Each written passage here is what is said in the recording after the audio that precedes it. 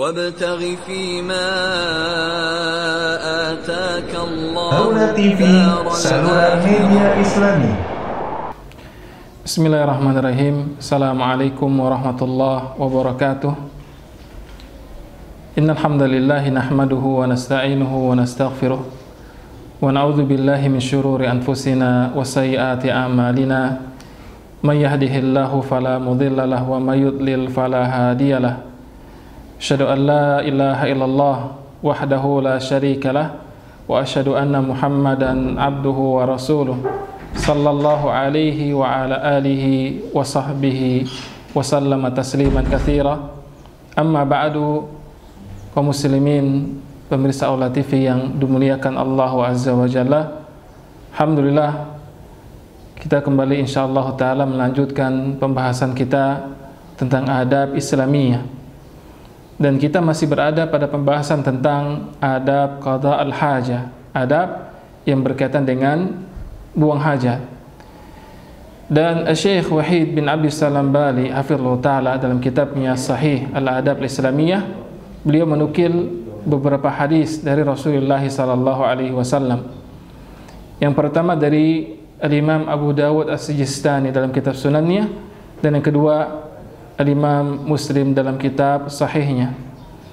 Adapun yang pertama, maka beliau mengatakan warawa Abu Dawud bisanadin hasanin, dan Imam Abu Dawud meriwayatkan sebuah hadis dengan sanad yang hasan an Hafsata radhiyallahu anha zaujin Nabi sallallahu alaihi wasallam, dari Hafsah bintu Umar radhiyallahu taala anhuma, istri Rasulullah sallallahu alaihi wasallam. Dan kita mengetahui bahwasanya Rasulullah sallallahu alaihi wasallam memiliki beberapa istri. Ada Khadijah binti Khuwailid, ada Saudah binti Zam'ah, ada Aisyah bintu Abi Bakrin radhiyallahu taala anhuma. Kemudian juga ada Ummu Habibah, ya, ada Zainab binti Al-Haris, ada Zainab binti Jahash, ada Juwairiyah, Al-Haris, Safiyah, dan salah satu istri Rasulullah sallallahu alaihi wasallam bernama Hafsah.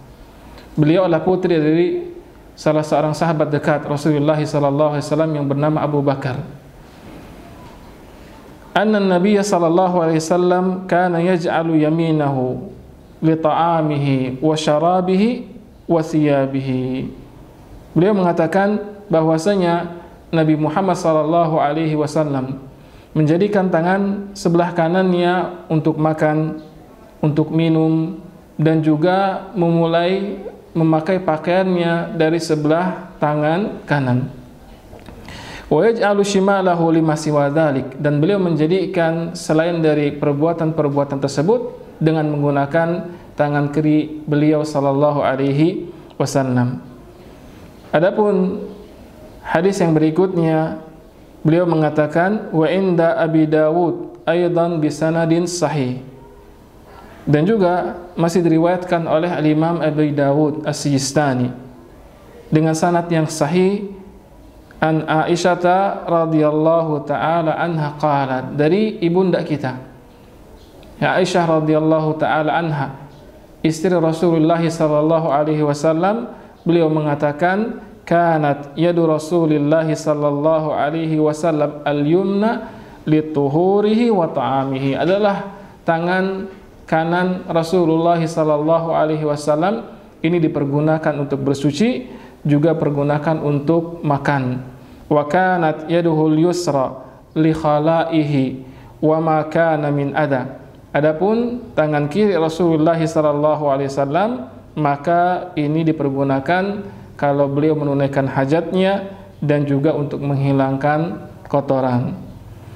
Hadis yang terakhir yang diriwayatkan oleh Imam Muslim dalam kitab Sahihnya, beliau mengatakan warawa Muslimun fi sahihi an Salman radhiyallahu taala anhu. Al-Imam Muslim, ya Imam Kabir min a'immati ahli hadis, salah seorang ulama besar, beliau dari ulama ahli hadis, ya, beliau menukil dan meriwayatkan sebuah hadis dari sahabat Rasulullah sallallahu alaihi wasallam, Salman Al-Farisi.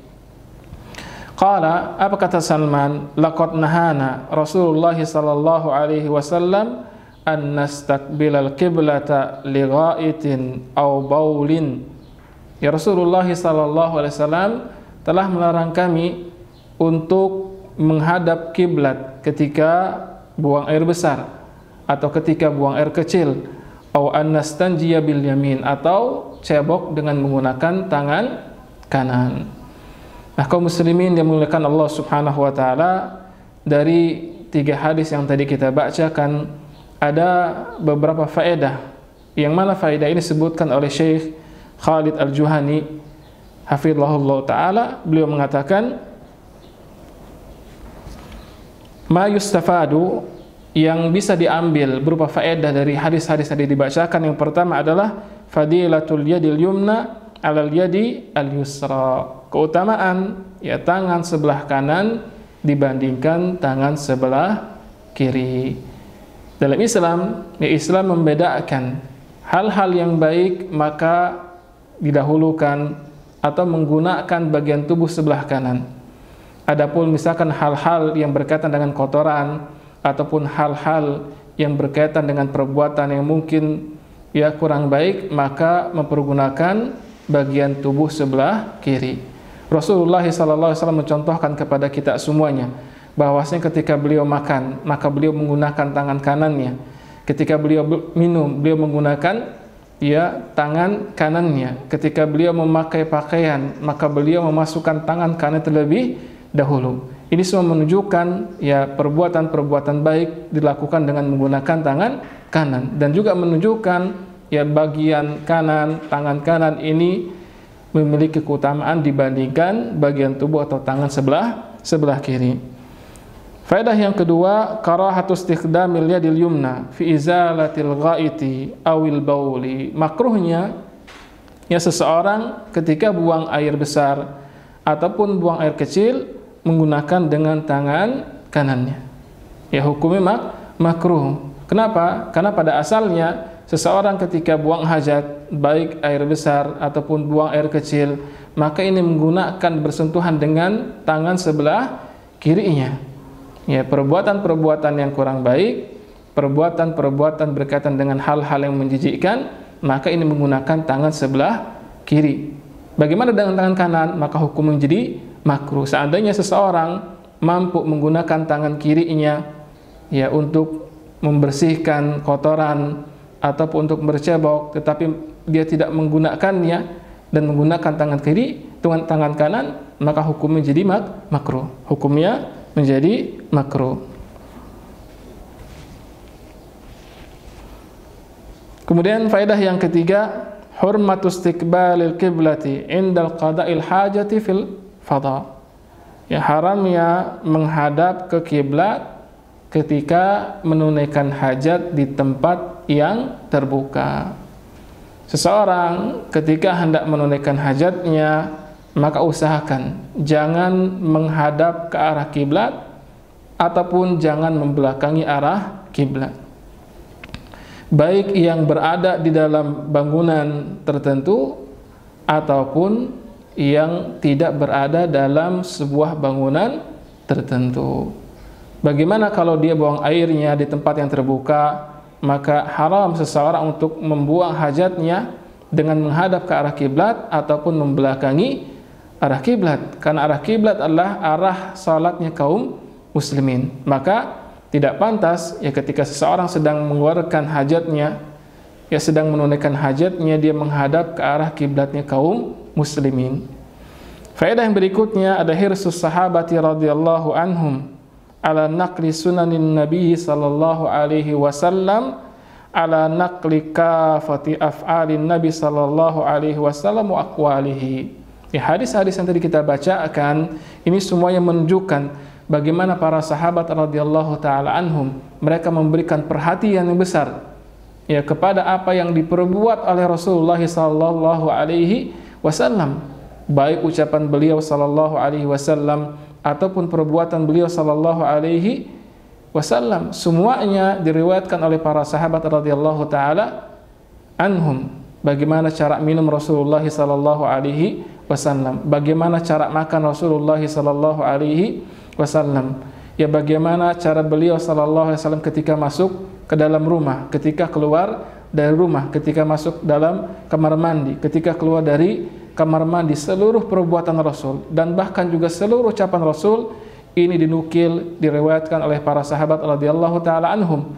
Dan ini semua menunjukkan yadullu ala azimi hubbihim lahu sallallahu alaihi wasallam. Perbuatan sahabat itu menunjukkan bahwasanya mereka sangat mencintai Rasulullah sallallahu alaihi wasallam. Faedah yang terakhir, syumuliyati asy-syariatul islamiyah atau syumuliyatu asy-syariatul islamiyah likafatin nawahi al-haya. Bahwasanya syariat agama Islam ini mencakup seluruh sendi kehidupan. Oleh karena itu, apabila kita mempelajari agama Islam jauh lebih mendalam, kita akan mendapati ternyata agama Islam ini mengatur seluruh sendi-sendi kehidupan manusia. Islam mengajarkan kepada kita semuanya bagaimana cara beribadah kepada Allah Subhanahu wa taala. Dengan salat, ya, dengan zakat, dengan saum, dengan haji. Islam juga mengajarkan kepada kita semuanya bagaimana cara bermuamalah dengan sesama manusia, baik muamalah yang berkaitan dengan jual beli yang diperbolehkan, jual beli yang diharamkan. Islam juga mengatur bagaimana cara kita bermuamalah ya dengan pasangan kita. Islam juga mengatur ya bagaimana yang namanya peradilan. Apa yang Islam ajarkan ketika berkaitan misalkan dengan kejahatan. Seluruh sendi-sendi kehidupan ini semuanya sudah diatur oleh agama Islam. Maka sebuah kebahagiaan besar bagi kitanya kaum muslimin yang mereka yang beragama Islam, ternyata Islam telah mengatur seluruh sendi-sendi kehidupan kita semuanya. Baik, saya rasa cukup sampai di sini. Ya, kesimpulan kita pada kesempatan kali ini adalah bahwasanya ya tidak menggunakan tangan kanan dalam hal-hal yang berkaitan dengan hal-hal yang menjijikkan, ya semisal bercebok. Saya mengatakan ada istinja bil yamin, tidak menggunakan tangan kanan untuk bercebok. Semoga adab ini bisa kita praktekkan dalam kehidupan kita sehari-hari. Wassallallahu ala nabiyina Muhammad wa ala alihi wa sahbihi wasallam wa akhiru da'wana anilhamdulillahi rabbil alamin. Assalamualaikum warahmatullahi wabarakatuh.